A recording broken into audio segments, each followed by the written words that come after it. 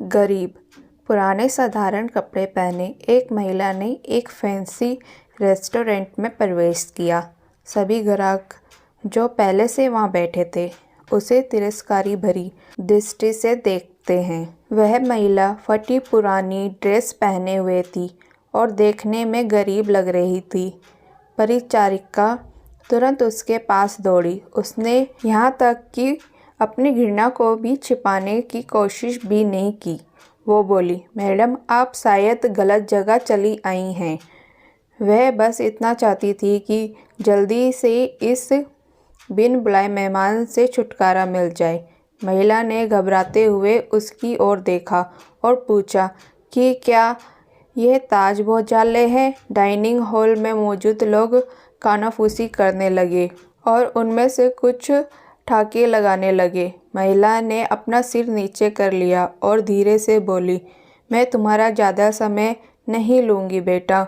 मेरा केवल एक अनुरोध है कि आप इस तरफ आइए। परिचारिका ने अनिच्छा से बुजुर्ग महिला को अंदर आमंत्रित किया। वो बस किसी तरह उसे बाकी ग्राहकों की नज़रों से दूर ले जाना चाहती थी।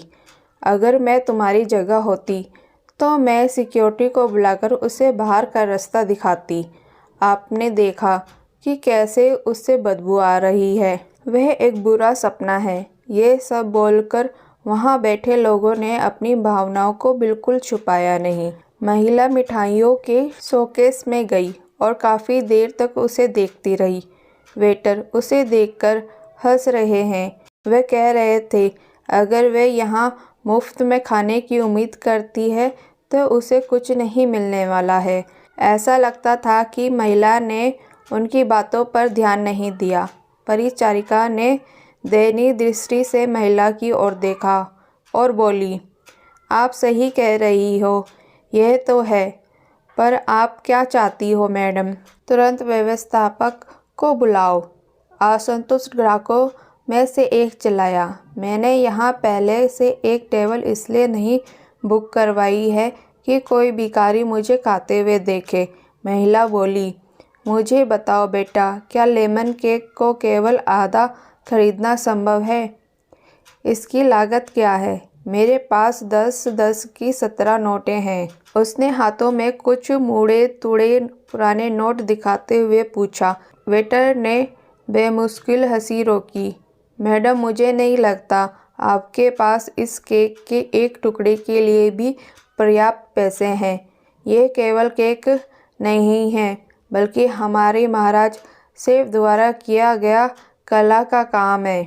इसके अलावा हम इसे आधे में नहीं बेचते हैं। गरीब महिला शर्मसार हो गई। उसे ऐसा लगा कि उसके अंदर कुछ टूट गया हो। धीरे धीरे वे निराश कदमों से चलते हुए बाहर निकलने लगी। अचानक उसे रेस्टोरेंट के कोने में अपनी पत्नी के बगल में बैठे सैन्य वर्दी पहने एक व्यक्ति ने बुलाया। मैडम, कृपया यहाँ आओ। आप बहुत निराश लग रही हैं। कुछ हुआ है? उसने चेहरे पर मुस्कान के साथ पूछा। मेरी बेटी, वह बहुत बीमार थी। जब वह बच्ची थी तो हम इस रेस्टोरेंट के पास से गुजरे थे और वह काफ़ी देर तक दुकान की खिड़कियों को देखती रहती थी। हमने एक दिन यहाँ लेमन केक खाने का सपना देखा, लेकिन फिर वह बीमार हो गई। मेरे पति चले गए और हम दोनों का पेट पालने के लिए मुझे नौकरी करनी पड़ी। मेरे पास इलाज जारी रखने के लिए पैसे नहीं हैं, इसलिए अब मैं उसके लिए कुछ भी नहीं कर पा रही हूँ। तो मैंने सोचा कम से कम उसे ये केक ही दिला दूँ, लेकिन मेरे पास केवल 10 की ये 17 नोट हैं। इतना कहते हुए उसके आंखों से आंसू बह निकले। बिना किसी हिचकिचाहट उस फौजी ने वेटर को बुलाया और उसे अपने खर्चे पर महिला के लिए एक पूरा केक पैक करने को कहा।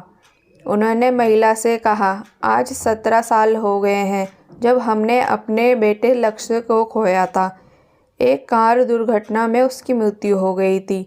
मैं और मेरी पत्नी कुछ नहीं कर पाए, हालांकि वह एक डॉक्टर है। आपके पास में 17 नोट हैं। मेरा बेटा 17 साल का था। ये ऊपर वाले का इशारा नहीं है तो क्या है? फौजी की पत्नी ने गरीब महिला को अपना बिजनेस कार्ड दिया और बेटी के इलाज में मदद करने का वादा किया। जब वेटर महिला के लिए लेमन केक लेकर आया तो महिला के चेहरे पर एक कृत्रिम मुस्कान आ गई। उसने फौजी और उसकी पत्नी को धन्यवाद किया और वहां से चली गई।